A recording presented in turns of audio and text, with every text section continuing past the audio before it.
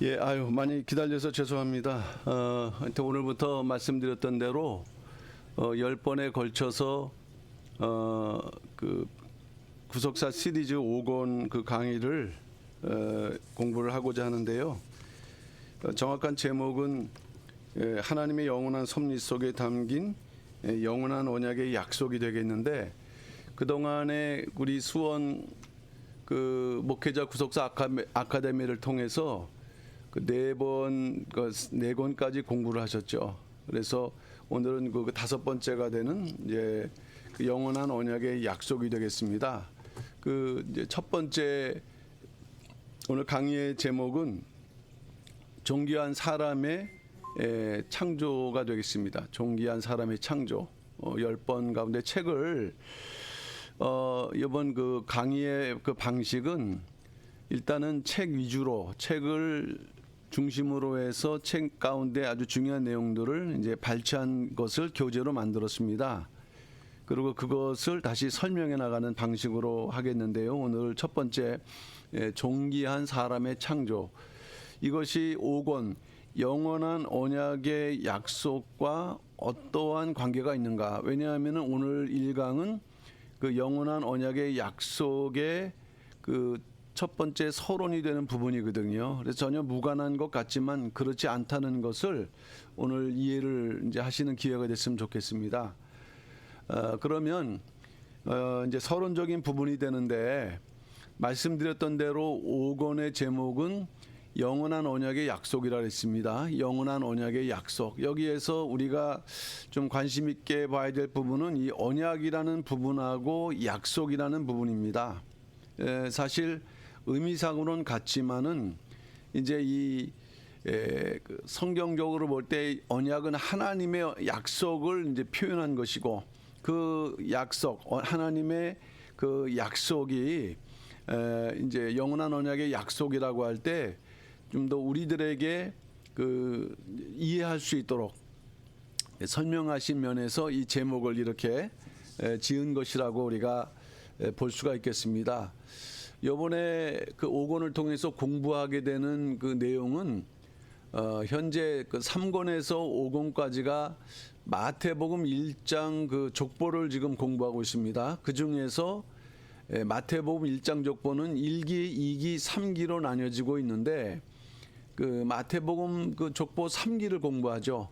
그 3기 가운데에서 중심되는 내용이 되는 것이 그 바벨론 포로와 포로 귀환 내용이 다뤄지고 있기 때문에 실제로 우리가 성경을 공부하면서 잘 접하지 못했던 그런 부분, 그리고 넘어서 그 포로 귀환 이후에 예수 그리스도의 역사까지, 다시 말하면은 그 사이에 있는 중간사라고 하죠. 일반적으로 우리가 신학적으로 공부할 때 중간사가 여기에 포함되어 있기 때문에 이 5권을 공부한다는 것은 어떻게 보면은 그야말로 구약, 신약에 이르기까지의 모든 성경에 관련된 역사를 공부하는 대단히 중요한 의미를 가진다고 할 수 있겠습니다.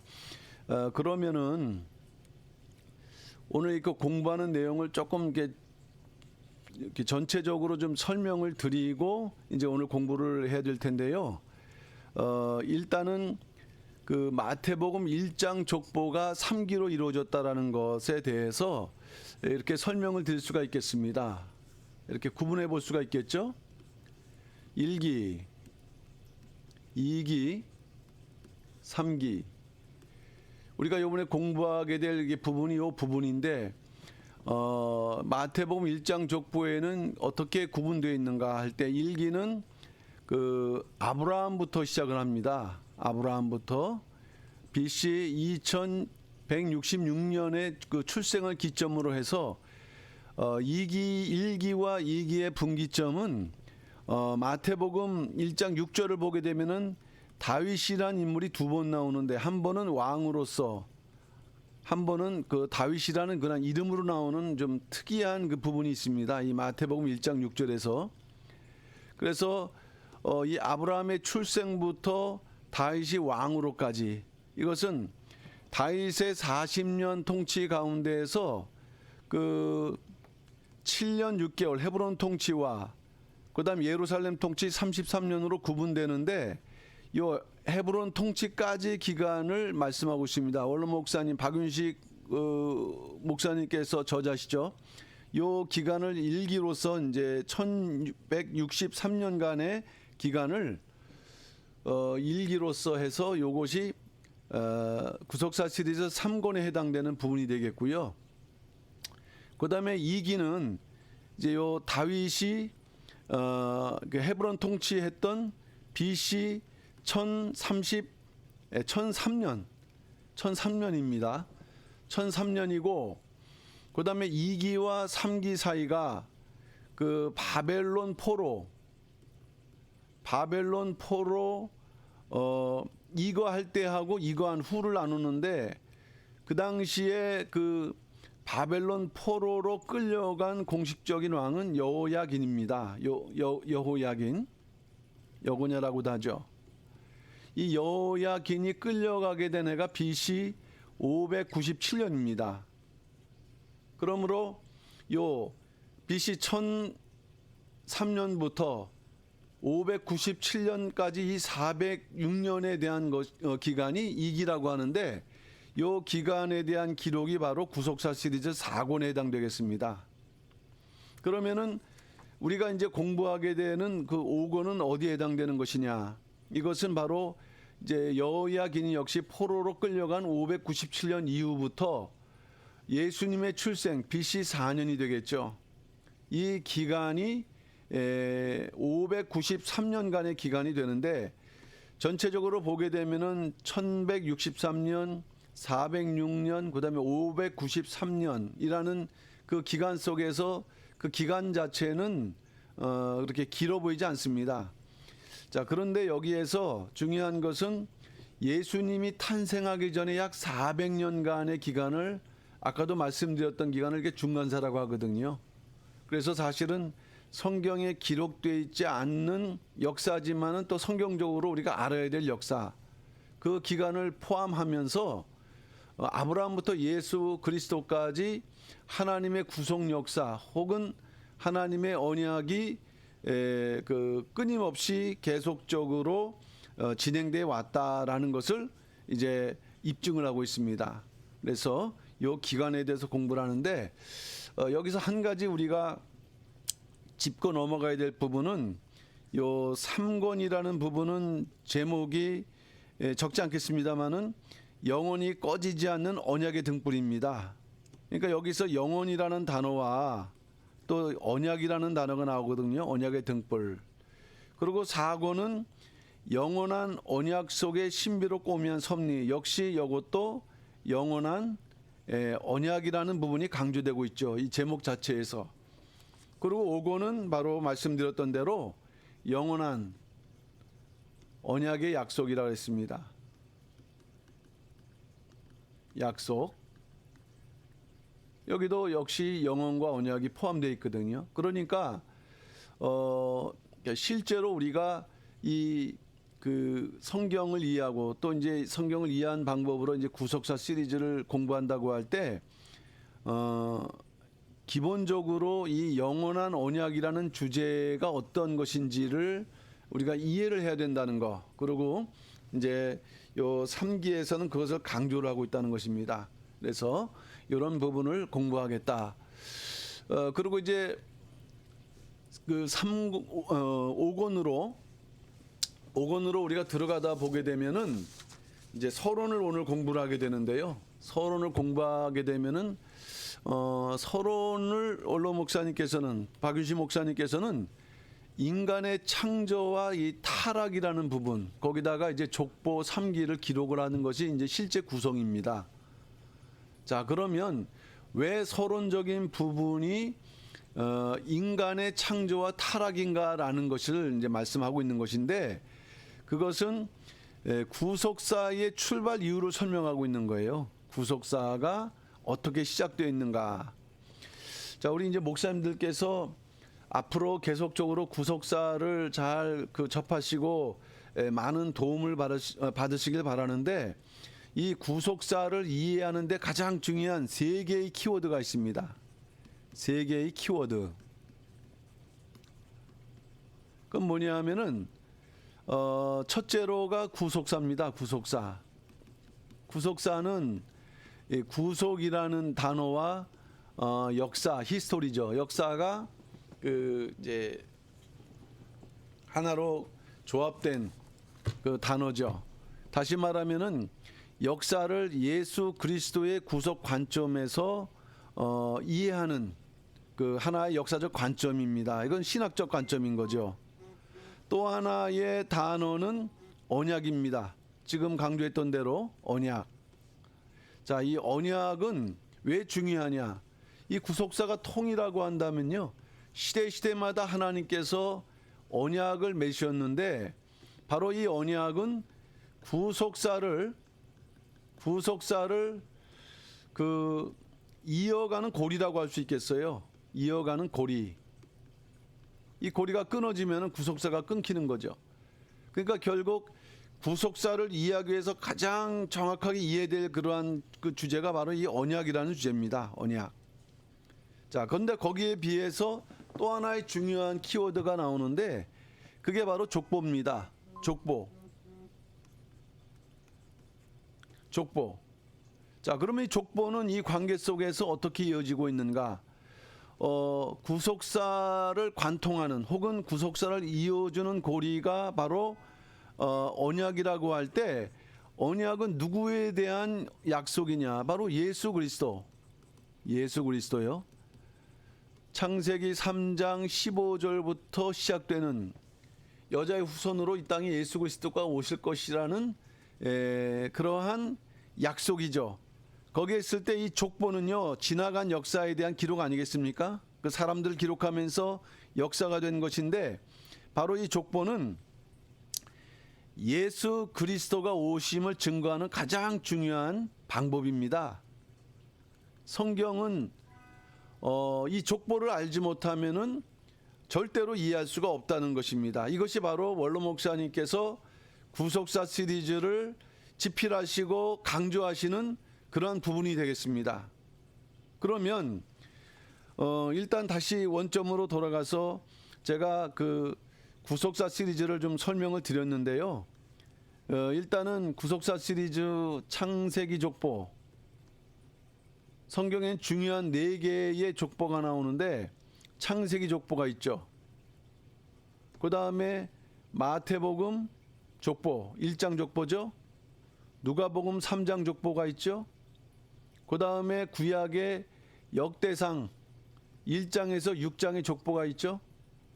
그러니까 이 족보의 의미를 정확하게 알지 않고서는 언약을 이해할 수 없고 구속사에 흐르는 하나님의 뜻을 알 수가 없다. 그래서 구속사 시리즈는 실제로 1권하고 2권은 창세기 족보를 다루고 있고요. 그 다음에 3권에서 5권은 마태복음 1장 족보와 누가복음 3장 족보를 다루고 있고요. 그 다음에 그 이제 6권은 우리가 다음에 공부할 계획이 있는 이제 권수죠. 그거는 역대기 1장에서 역대상 1장에서 9장까지의 족보가 담겨져 있는 것이에요. 그러니까 1권에서 6권까지를 공부하신다는 것은 1권에서 6권까지를 공부하신다는 것은 그 바로 구속사를 이해하는 것이고 또 그 구속사를 관통하는 언약을 또 이해하는 그러한 방법이면서도 실제로 그것의 가장 핵심되는 방법이 되는 족보를 공부하는 것이다. 그래서 저희가 이제 그 6권까지 가운데에서 5권째를 지금 이제 공부를 하고 있는데요. 하여튼 그런 맥락에서 앞으로 계속 이 구속사를 말씀을 드리겠다 하는 것입니다. 이 서론이 조금 길었지만은 앞으로 어떤 의미로 우리가 이 구속사를 공부를 해야 되는지를 좀 설명드렸고요. 일단 오늘의 그 5권의 그 서론은 그 창조에 대해서 강조를 하고 있다. 이제 우리는 구속사를 알아야 되지만은 그 출발점이 뭔가, 그 하나님의 창조다라는 것을 이제 알아야 된다라는 것을 그 5권에서는 말씀하고 있죠. 특별히 1장에서 3장까지를 보게 되면은 하나님의 그 성경의 선포이자 우주 만물 창조의 선포이거든요. 또 구속사의 선포. 거기에 뭐가 담겨져 있는 것이 사실은 그 하나님의 뜻이고 그 역사 전반에 담겨져 있는 그 뜻이라고 할 수가 있겠어요. 그 1장 3장 1장에서 3장을 보게 되면은 우주와 인생과 구원의 기원을 다루고 있다. 그래서 특별히 1장은 첫째 날에서 여섯째 날까지 창조를 다루고 있거든요. 이 창조지만은 이걸 또 구속사적으로 보게 되면은 하나님의 그 의미를 담고 있는 중요한 부분이 되겠죠. 어쨌든 우주와 천지 만물의 창조를 1장에서는 기록하고 있고 2장에서는 그 중에서 이 우주 만물의 중심되는 아담 혹은 사람을 흙으로 창조한 기록을 두고 있습니다. 그러니까 확대를 하고 있는 거죠. 이 우주 만물 천지 창조 가운데서 가장 중심되는 인물이 여섯 번째 창조된 사람의 창조였거든요. 근데 그 사람이 어떤 존재인가, 하나님의 어떤 관계인가를 2장에서 다루고 있다. 흙으로 창조했다. 곧 에덴 동산을 창조해서 거기에 두었다. 그리고 여자 돕는 배필을 주셨는데 갈빗대로 창조했다. 이러한 참 어떻게 보면은 그 동화 같은 설명으로 돼 있지만 여기에 어마어마한 구속 경륜이 여기에 담겨져 있다는 것이에요. 그러니까 이런 부분들이 다 연결돼 있고 우리는 여기서부터 하나님의 언약을 발견해야만 된다는 것입니다. 그러다가 이제 3장으로 넘어가면서는 인간의 타락을 다루고 있는데 이 출발점, 결국에는 모든 것의 출발점이지만 결국 이 인간의 타락은 구속사의 시작을 사실은 그 알려주는 하나의 결정적인 내용이죠. 자, 그래서 그러나 창세기 초반부에 있는 이와 같은 말씀들은 실제 있었던 역사적 사실입니다. 그리고 이제 우리가 구속사 5권을 공부할 때 이 5권 더불어서 그동안 공부했던 모든 구속 역사의 그 근거와 뿌리를 먼저 이제 증거하기 위해서 이번 5권에서는 하나님의 창조를 서론적으로 다루고 있다 하는 것을 말씀을 드리겠습니다. 자, 챕터가 지금 1번이 나오는데 이제 오늘 공부할 내용은 간략간략하게 7가지 챕터로 되어 있습니다. 첫 번째 챕터는 태초에 천지를 창조하신 하나님. 자, 태초에 천지를 창조하신 하나님이라 했습니다. 구속사 시리즈 챕터와 똑같은 그런 내용입니다. 자, 그러면 일단 천지 창조가 어떻게 이루어졌는가? 창세기 1장 1절은 선언이죠. 태초에 하나님이 천지를 창조하시니라. 이 네 가지 단어가 다 중요합니다. 태초에 하나님이 천지를 창조하시니라. 자, 어쨌든 중요한 것은 이 의미는 우리가 살고 있는 세상, 역사, 지나간 과거에 이르기까지 모든 역사, 그리고 현재의 삶, 그것의 근원이 여기에 담겨져 있다는 것을 선포하고 있는 것입니다. 그러니까 하나님께 달려 있다는 거죠. 자, 그러면서도 뭘 강조가 있느냐? 말씀으로 창조했다는 말씀이에요. 천지는 절대로 우연히 발생한 것이 아니다. 하나님의 말씀으로 창조된 것이다라고 말씀을 하고 있습니다. 창세기 1장 3절 말씀이 증거하죠. 하나님이 가라사대. 이 가라사대라는 말씀이 바로 말씀하심이라는 것이 아니시겠어요? 말씀. 그 다음에 시편 33편 6절 말씀 보면은 구체적으로 시편 기자는 여호와의 말씀으로 하늘 궁창이 지어졌으며, 그 다음에 시편 33편 9절 말씀 볼 때 저가 말씀하심에 명하심에 지음을 받았습니다. 이렇게 창조가 되었다는 말씀이 되겠어요. 어쨌든 하나님께서 천지를 창조하셨고 말씀으로 창조하셨구나라는 것을 강조하고 있다는 거. 그 하나님 입에서 나오는 그 말씀으로 천지 창조를 하셨다는 것은 오늘날에도 이 말씀이 역사한다고 할 때 인간은 그 하나님의 말씀을 절대적으로 믿는 믿음을 가져야 된다는 것이 되겠습니다. 자, 두 번째는 모든 우주 만물을 창조하신 하나님의 그 존재를 삼위일체 하나님으로 설명하고 있다는 거예요. 말씀으로 창조하신 하나님은 실제적으로 삼위일체 하나님으로 존재하신다. 그 창세기 1장 1절 여기에 태초에 하나님이, 이 하나님은 바로 히브리어로는 엘로힘이라고 그랬어요. 근데 여기서도 복수명사라고 했습니다. 엘로힘. 요거는 우리가 그 히브리어를 이렇게 좀 써서 보게 되면은요, 엘로힘. 그러니까 요것이 요드하고 이 mem이라는 그 자음이 들어가기 전까지 요게 이제 하나님을 부르는 단수명사거든요. 이것이 이제 힘, 엘로힘 이렇게 붙여지면서는 복수명사로 바뀌게 되죠. 그런데 동사, 다시 말하면은 창조는 단수동사로 되어 있다는 거예요. 이것은 무엇을 말씀하고 있느냐? 하나님은 삼위일체를 표현하는 그러한 명칭, 그 호칭이라는 것입니다. 그러면서도 단수동사라는 것은 그 삼위일체 하나님께서 공동으로 이루신 역사다. 이것을 우리는 이 단어를 통해서 발견할 수가 있죠. 하나님이 그 복수명사를 썼다고 해서 여러분이 아닙니다. 하나님은 한 분이시다. 그 한 분이 이제 위가 다른 거죠. 성부, 성자, 성령. 그러니까 한 분이지만 성부, 성자, 성령으로 존재하시는 그 신비로운 하나님의 그 공동사역이 바로 창조사역이다라는 것을 설명을 하고 있습니다. 어떠한 역할을 하셨는가? 성부 하나님은 창시자.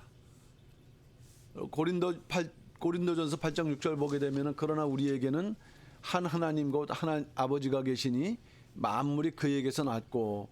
근데 성경을 보게 되면 실제로 천지 창조는 성자 하나님의 역할이었습니다. 수행자. 그래서 요한복음 1장 3절 말씀 보게 되면은 만물이 그로 말미암아 지은 바 되었으며. 그리고 이제 성령 하나님께서는 어떤 역할을 하셨는가 하면은 완성자. 완성하셨다.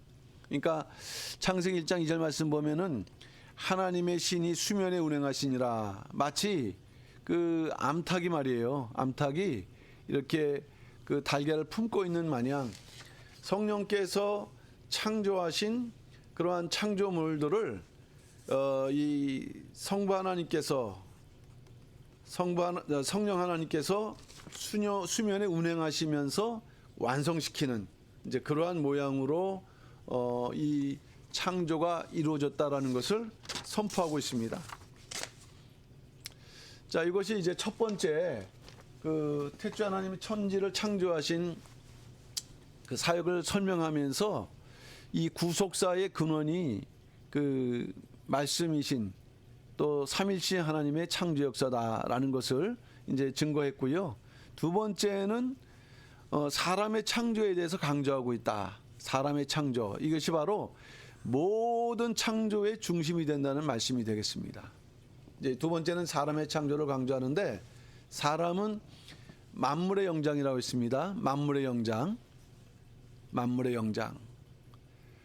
요 구속사 시리즈에 기록된 내용을 좀 발췌했는데, 영장, 만물의 영장이라고 할 때는 만물 중에서 가장 뛰어난 존재라는 의미죠. 그러면은 왜 하나님께서 사람을 만물 중에서 가장 뛰어난 존재로 세우셨는가 할 때, 피조물이지만은 이 피조물은 하나님의 창조의 뜻을 성취해야 할 책임과 의무를 가진 존재로서 하나님께서는 사람을 이제 만물 가운데 뛰어나게 창조하셨다. 그러니까 사람은 하나님의 그 계획, 사실은 성부, 성자, 성령 하나님, 삼위 하나님의 그 의논, 또 하나님의 역사, 그 가운데에서 사람을 창조함으로 사람이 이 창조물을 통해서 하나님의 뜻을 이뤄나가는 이제 그러한 존재로 이제 세우셨는데, 이 창세기 1장, 2장을 보시게 되면은 이 사람의 창조가 강조되고 있다는 거예요. 사람의 창조가 강조되고 있다.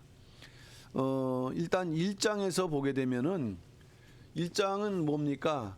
첫째 날에서 여섯째 날까지의 창조를 기록하고 있거든요. 그 사람은 그 중에서 6일 날인데 짐승과 사람으로 창조됐습니다. 사람만 창조된 게 아니에요. 짐승과 사람. 그러시고 다른 날에 비해서 이제 심히 좋았더라. 창조하신 후에 심히 좋았더라. 예. 하나님의 뜻이 완벽히 이루어지는 그러니까 그 가장 그 귀중한 존재라는 것을 이 1장에서 설명을 하고 있는데 이제 2장에서는 다른 각도에서 사람을 설명하고 있죠. 아까도 제가 서론적으로 말씀드렸습니다마는 이제 흙으로 창조됐다라는 이런 표현이라든가 그 사람이 그 이제 뭐 돕는 배필을 하나님께서 또 주셨다라든가 이런 좀 다른 각도에서 사람의 창조를 설명하고 있거든요. 그것은 뭐냐 하면은 이 사람이 언약의 대상이 되는 존재라는 것을 설명하고 있다는 거예요. 그러니까 어떤 분은 1장에서 이렇게 설명했는데 왜 2장에서는 좀 설명이 다르냐, 순서나 이런 부분들이 또 다르게 느껴질 수 있거든요. 그것은 이와 같이 강조점이 다르기 때문인 거예요. 2장에서는 하나님께서 이 사람을 언약적인 대상으로서 이제 생각하신다라는 것을 이제 보여주고 있는 것이죠. 그래서 그 사람의 창조가 중요하다는 것을 이제 가장 마지막에 창조한 것은 첫째 날에서 여섯째 날에 모든 창조가 이루어질 때 마지막 때 창조했다는 것을 설명한 것이고요. 그 다음에 또 하나 우리가 중요성을 발견할 수 있는 것은 사람의 창조, 이제 바라 아닙니까? 하나님의 창조, 무에서 유로 이제 창조되는 그 표현을 쓸 때는 바라, 오직 하나님께만 사용될 수 있는 창조에 대한 표현인데 이것이 창세기 1장 27절에 3번이 기록되어 있어요. 우리 개역 한글 성경을 보게 되면은 사실은 2번만 기록되어 있는데 자 보시면요. 창세기 1장 27절 하나님이 자기 형상 곧 자기의 형상대로 사람을 창조하시되 남자와 여자를 창조하시고 여기에서 우리 개역 한글은 창조 이렇게 2번이 기록되어 있어요. 그러나 히브리 원어 성경을 보게 되면은 어떻게 되어 있냐? 하나님이 창조하시되 자기 형상 곧 하나님 형상대로 사람을 창조하시되 남자와 여자를 창조하시고 3번 기록되어 있다는 거예요.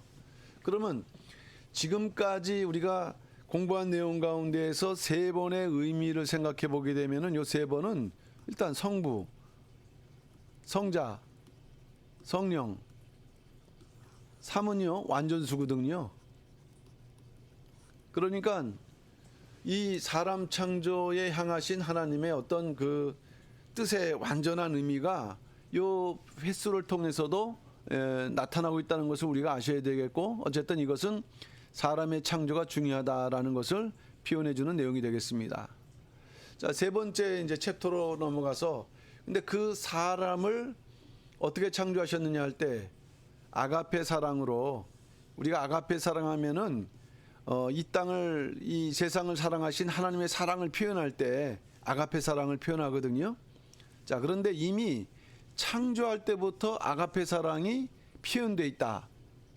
자, 일단 우리가 잘 아시는 이 세상을 사랑하신 사랑에 대한 그 구절은 요한복음 3장 16절 말씀이죠. 하나님이 이 세상을 이처럼 사랑하사 이 아가페 사랑입니다.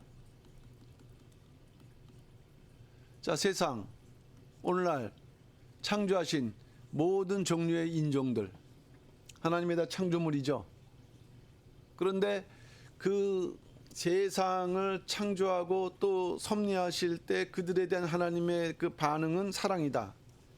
그것은 무조건적이며 자기 희생적이며 무한하시다. 자, 그런 사랑이 우리는 구원하실 때만 적용된 줄 알았는데 창조에 이것이 연결되어 있다. 이 아가페 사랑의 기초에서 사람을 창조하셨는데 어떻게 나타나냐면은 사람을 창조하실 때 누구의 형상으로? 하나님의 형상으로 창조하셨다는 부분이고요. 두 번째로는 그 빈약한 존재의 모든 만물을 맡기는 권한을 주셨다라는 거. 그리고 세 번째는 이 존재를 하나님을 닮아가는 영원성을 주셨다라는 거. 이거는 아가페 사랑이 아니면 불가능한 거죠. 뭐 우리가 어떤 도저히 인정할 수 없는 그런 존재를 이렇게 올려서 세상을 다스리는 왕으로 세운다면 그거 어떡하겠어요. 그거는 아무도 이 땅의 논리로서는 설명 안 되고 이해가 안 되는 부분이죠. 근데 하나님께서는 이처럼 사람에 대한 사랑은 참 무한하시다. 그것을 아가페 사랑으로 이제 표현하셨고, 그것이 훗날 그 예수님께서 십자가에서 이제 달려 돌아가실 때 구원하셨죠. 아가페 사랑의 기초에서 십자가 대속 우리의 죄를 이제 사하셨는데 이건 완전한 용서다. 그래서 이걸 정리해 보게 되면은 하나님의 아가페 사랑으로 창조가 됐습니다. 또 용서함을 받은 그 하나님이 그 창조될 뿐만 아니라 예수 그리스도의 십자가 대속으로 우리가 용서함을 받았습니다. 용서함. 그럼 용서함을 받았다고 한다면은 이 하나님의 자녀들은 역시 그 마음을, 그 사랑을 마음속 깊이 품고 실천하는 삶을 살아야 된다 하는 것을 이제 말씀할 수 있겠고요. 자, 네 번째 챕터가 되겠습니다.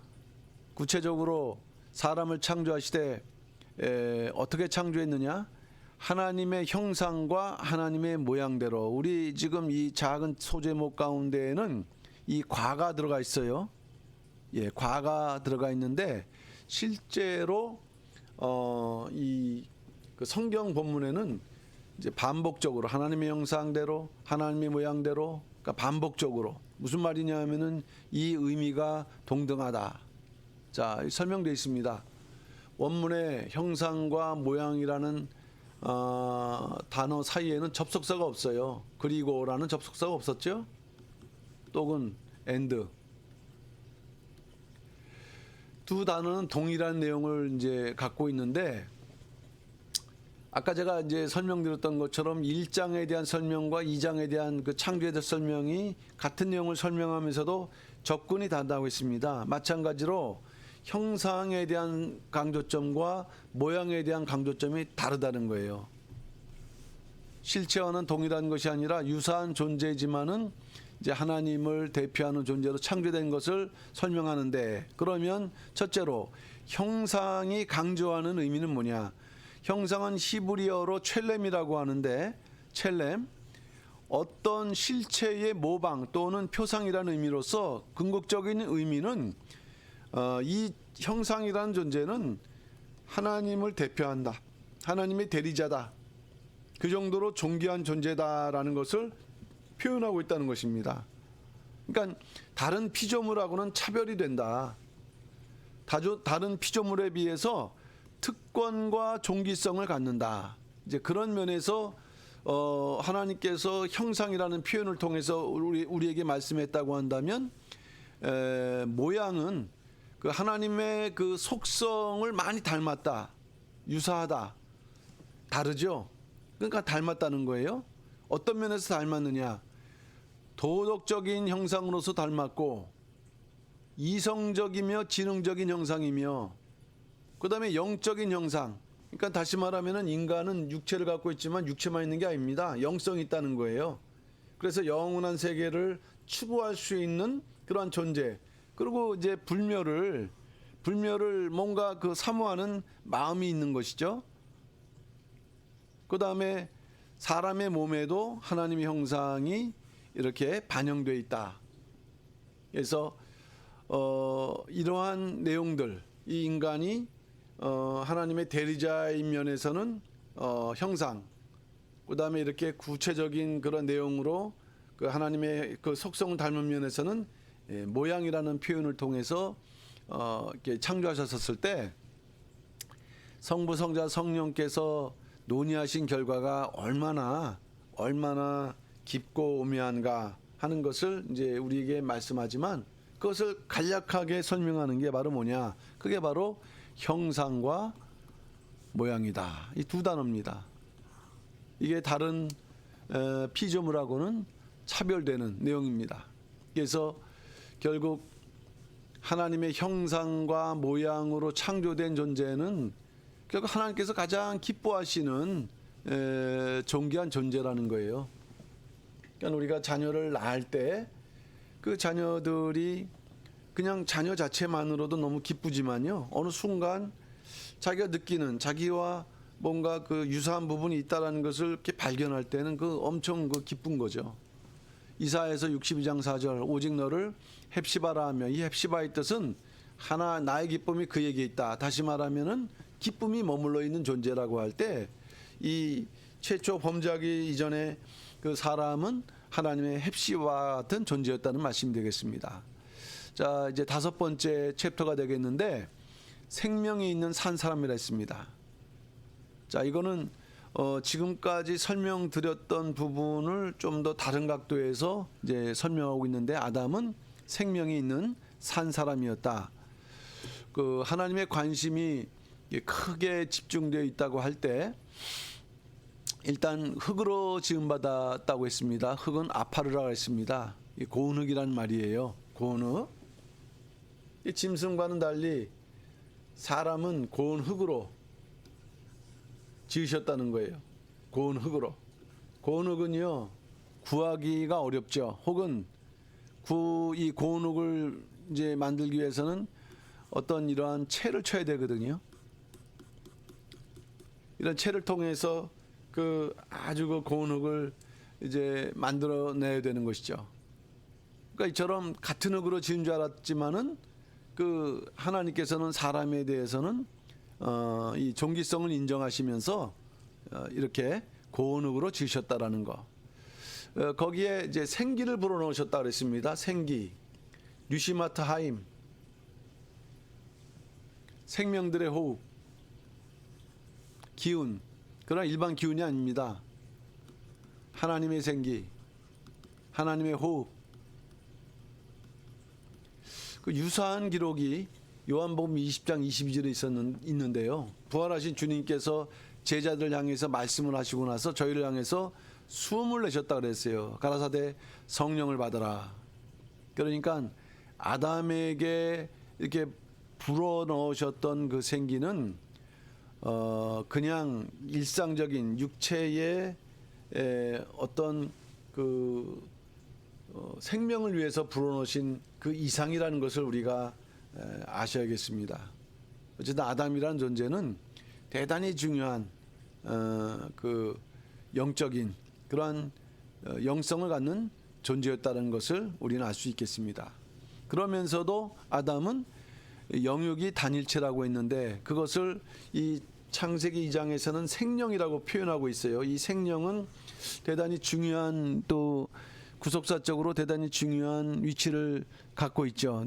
히브리 말로 네페시아야라고 하는데 결국 생명이 있는 산 사람, 생명, 하나님의 생명이 있는 산 사람, 영혼과 육체를 가지고 숨쉬는 존재, 아직 완전한 하나님의 그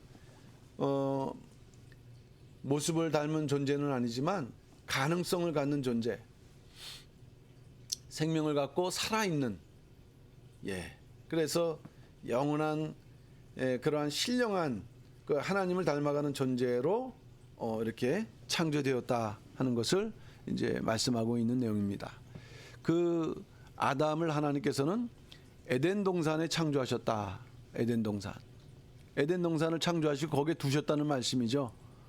에덴 동산은 이 사람을 두신 장소로 표현되고 있는데 그 많은 관심과 정성을 기울였는데 이거는 역사적으로 실제했던 장소라는 걸 아셔야 돼요. 절대로 이것이 하나의 상징적인 존재라 보시면 안 되겠고요. 역사적으로 실제했던, 그래서 거기에 하나님의 그 생명 또는 하나님의 그 언약이 머물러 있는 장소, 이것을 창세기에서는 간 에덴이라고 표현하고 있거든요. 간, 울타리, 다른 지역과는 구별되는 오직 하나님의 특별한 보호와 관심의 손길이 미쳤던 그 기쁨이에요. 에덴, 기쁨, 즐거움.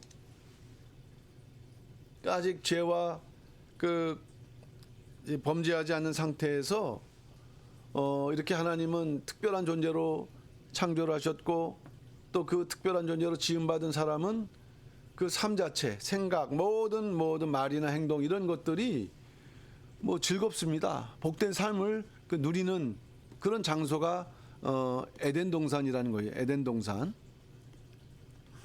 이것 또한 그 아담이 얼마나 귀한 존재다 하는 것을 우리에게 이제 보여주는 내용이 되겠습니다. 자, 마지막 어느덧 이제 마지막 내용이 되겠는데요. 마지막 7번째 챕터 존귀한 아담의 돕는 배필, 존귀한 여자의 창조. 이 2장을 보게 되면은 돕는 배필에 대한 그런 기록이 나오고 있거든요. 돕는 배필. 이 존재는 존귀한 여자이고 이 존재가 갖는 의미는 무엇인가 하는 것을 알아야겠습니다. 자, 여자를 창조하신 과정을 우리가 정리를 해보게 되면은 첫째로 남자를 창조하셨죠. 그 다음에 두 번째로 에덴 동산을 창설하셨죠. 세 번째로 행위언약을 체결하셨죠. 그러니까 창세기 2장 17절 그 에덴 동산을 지키고 선악을 알게 하는 나무의 실과를 먹지 말게 하는 그 자체가 이게 바로 이제 행위 언약인데 언약이 체결되는 거예요. 그냥 인간은 언약적 존재라는 거죠. 그리고 이 언약이라는 게 그 구속사를 관통하는 주제죠. 그러니까 우리가 신앙생활하면서 이 언약이라는 의미를 정확하게 이해를 못하면 기독교의 본질을 정확하게 이해한다고 할 수가 없습니다. 그리고 네 번째로 여자를 창조하신 거죠. 여자. 그러면 이런 과정을 통해서 여자를 창조하셨고 여자를 특별히 표현하기는 돕는 배필. 돕는 배필이란 말은 그 히브리적 원어의 의미에서 생각을 해보게 되면은 첫째로 눈앞에 있어야 되고요. 그리고 마주대야 되고요. 그리고 서로 도움을 주는. 그러니까 결혼을 했는데 남편 입장에서 이런 존재가 있다면 그건 참 행복한 일이죠. 눈앞에 그리고 늘 마주대야 하면서 싸우는 게 아니라 도움을 준다. 뭐 최고의 아내죠. 하나님은 여자를 이러한 그 돕는 배필로 창조하셨다. 자, 그 전에 여기서 보게 되면은 여자를 창조를 하신 요 사이에 말이죠. 요 사이에 먼저 각종 생물의 이름을 짓도록 하셨다.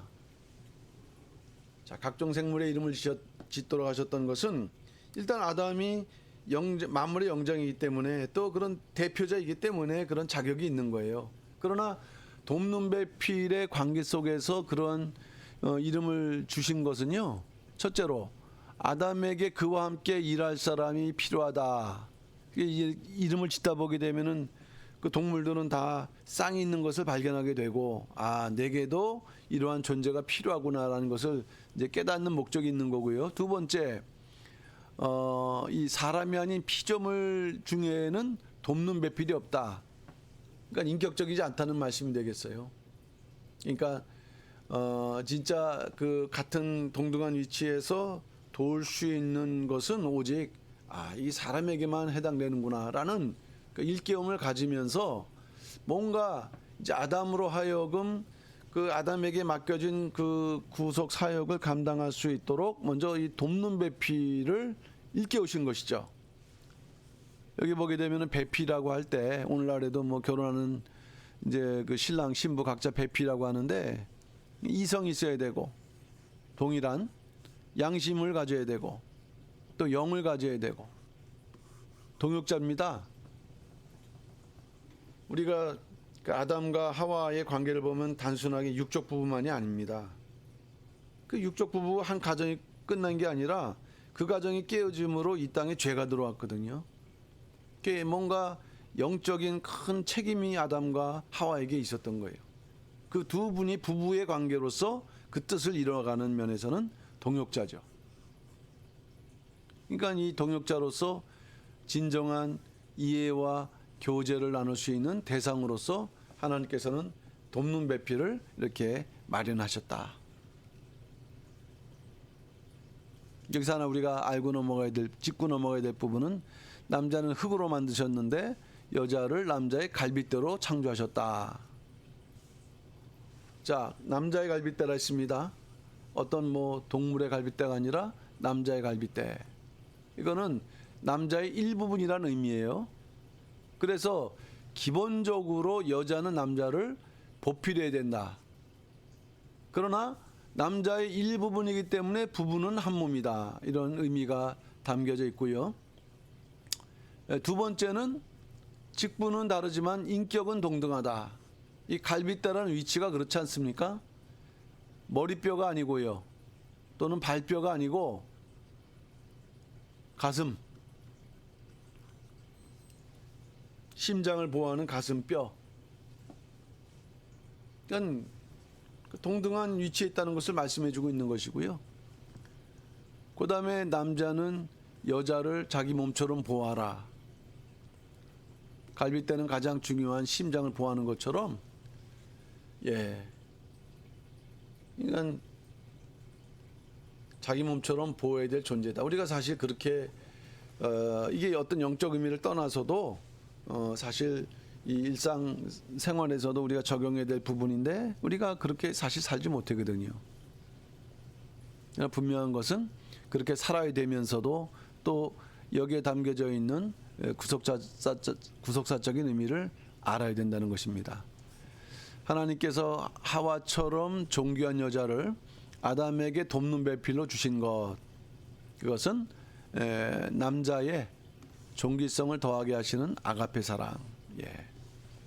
하여튼 모든 게 하나님의 그 사랑에 기인하고 또 하나님의 창조에 기인한 그러한 결과이다. 이제 결론적으로 이제 들어가고 말씀을 마치겠는데요. 이제 결론, 오늘까지 그 내용한 것을 이제 종합을 해보게 되면은 일단은요, 하나님께서 창조하신 사람은 너무나도 존귀한 존재구나라는 거, 너무나 존귀한 존재구나. 하나님의 형상과 모양대로 창조하셨다는 부분에서 그렇고요. 그다음 두 번째, 요거는 창세기 2장에 해당되는 부분이라 말씀드렸습니다. 사람만이 언약을 체결한다는 것은 하나님과 동등한 존재로 대우하신다는 의미거든요. 언약적 관계로서. 그리고 하나님께서는 생명, 네페시아야, 하나님의 영을 주셨고, 그리고 기쁨의 동산, 에덴 동산에서 마음껏 그 기쁨, 즐거움을 누릴 수 있도록 하셨고, 그리고 혼자가 아니라 외롭지 않게 특별히 그 존중의 대상으로서 갈빗대로 여자를 만들어 갖고 돕는 배필을 만들으셨다. 이게 얼마나 그 사람 창조에 대한 하나님의 관심과 뜻이 얼마나 큰 것입니까? 예, 이것이 바로 성경이 창세기에서 등장하고 있는, 기록을 하고 있는 바로 이것이 인간 창조의 실체의 내용이에요. 자, 그런데 이제 이게 그 역전되는 거죠. 그러나 예, 오늘 여기서 끝이지만, 그러나 이 사람이 범죄했다. 이 범죄했다는 것은 언약적인 관계와 연결되어 있거든요. 언약을 깨트린 거죠. 비참하게 타락함으로, 자, 존귀성이 깨질 뿐만 아니라 이 땅에 구속사가 시작되었다라는 것을 말씀하고 있는 거예요. 제가 서론적으로 말씀드렸지만은 원로 목사님이 구속사 시리즈 5권을 이제 집필하시면서 이 그 5권의 서론에 인간 창조를 이렇게 자세하게 설명하는 이유는 이러한 하나님의 은혜와 사랑과 축복임에도 불구하고 인간의 타락으로 인해서 구속사가 시작되었다. 이 구속사의 그 어떤 원인, 출발점을 갖다 이제 설명한 거죠. 예, 그리고 우리는 이후로 이 구속사가 그 이스라엘 역사를 통해서 어떻게 전개됐고, 특별히 언약이라는 관계를 통해서 어떻게 전개됐고, 그다음에 예수 그리스도, 언약의 중심되는 예수 그리스도가 이 땅에 오실 때 일단 족보를 통해서 그것이 어떻게 예언돼 있고 이제 하는 것을 공부를 하시다 보면은 이 구속사는 창조뿐만 아니라 구속을 넘어서 종말까지 이어지는 것이거든요. 그러니까 성경 전체를 통해서 오늘날 이제 우리가 살고 있는 이 시대뿐만 아니라 앞으로 다가오는 그런 모든 시대를 이 구속사적 관점에서 예측할 수 있는 그런 지혜를 하나님께서 허락하신 줄로 믿습니다. 이제 그런 면에서 우리 이번 수원 그 목회자 아카데미를 통해서는요, 이 5권을 우리가 좀 자세하게 공부를 하고요. 그래서 우리 목사님들에게 작은아마 이 목회에 도움되는 그러한 시간을 가지려고 합니다. 그래서 앞으로도 매주 화요일 날 2시에 공부를 하고요. 오늘은 한 강의를 했는데 일단 계획성으로는 이제 그 강의를 2개씩 준비를 했어요. 근데 그게 실제로 어떻게 될지는 모르겠습니다만은 만약에 아니면 이제 또 날수가 더 늘어나겠죠. 일단은 책을 이제 좀 위주로 하기 때문에 그렇게 준비가 됐는데 계속 잘 참석하셔서 저도 좀 은혜 가운데 전하고 우리 목사님도 도움이 되시고 그리고 가능하면은 이 저자께서 어떠한 취지에서 이러한 말씀을 하셨는가라는 맥락에서 말씀드리려고 하기 때문에 제가 그렇게 잘한다고 할 수 없습니다. 그러나 그래도 저자가 말씀하시는 그 순간순간에 있었기 때문에 그런 것들을 좀 생생하게 전달할 수 있지 않을까라는 그런 하나의 그 좀 장점을 가지고 이렇게 공부를 하고자 하는데 좀 기도해 주시고 또 많이 그 관심 있게 참석해 주셨으면 감사하겠습니다. 자, 그러면 오늘은 여기까지 마치도록 하겠습니다. 제가 잠시 기도하고 주기도문하고 마치도록 하겠습니다.